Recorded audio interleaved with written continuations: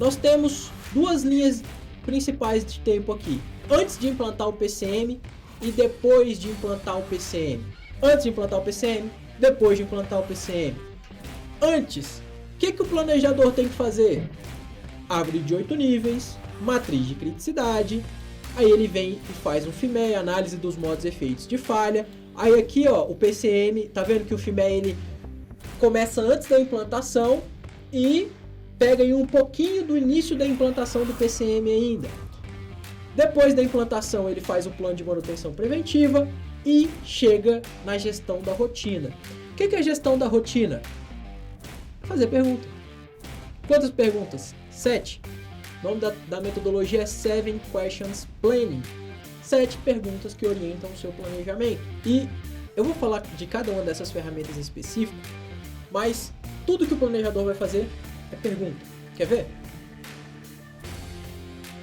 Primeira coisa que ele tem que saber: quais ativos estão sob a minha responsabilidade e geram valor para a organização? Tá aqui os ativos.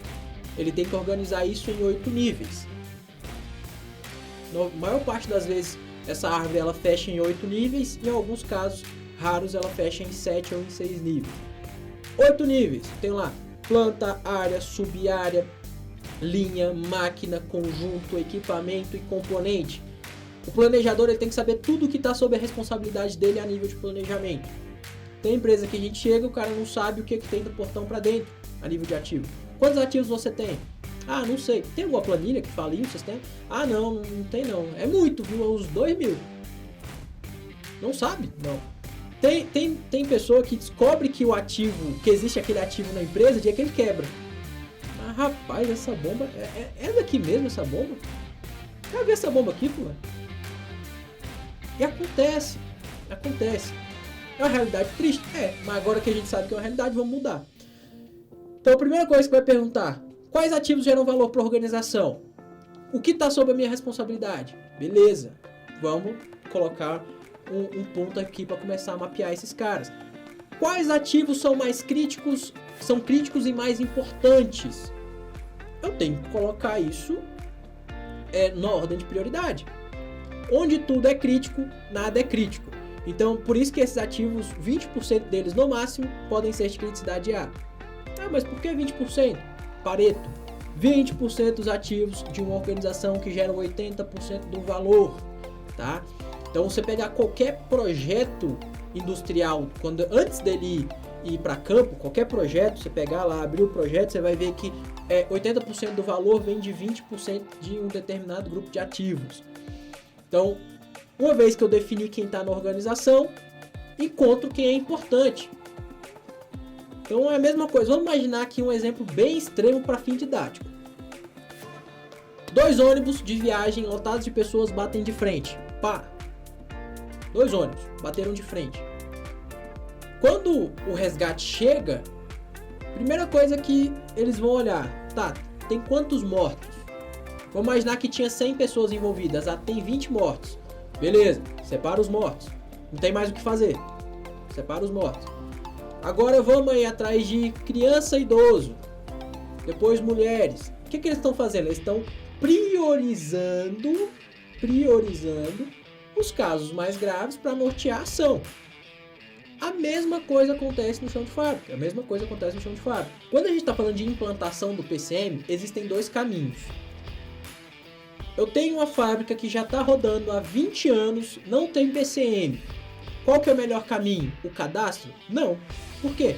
Porque eu tenho 20 anos de equipamentos trabalhando sem planejamento de manutenção, me cobrando a conta.